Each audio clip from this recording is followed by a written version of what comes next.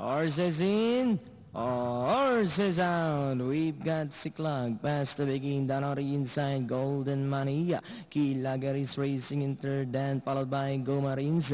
And Typhoon Doding is the early trailer. We have Golden Money by about 3/4 Palenga.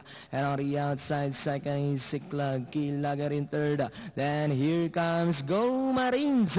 Now moving up to take third, and a long way back to Typhoon Doding. Golden Money, Go Marines now moving up by the round to take the leader. It's now Go Marines, Golden Money, Siklag in third, Kilagar in fourth, and followed by Typhoon Doding. And that's still Go Marines by about 3 lengths.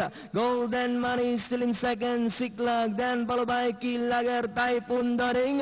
But it's still Go Marines by about 2 lengths. Kilagar is on the outside second, and on the inside Golden Money.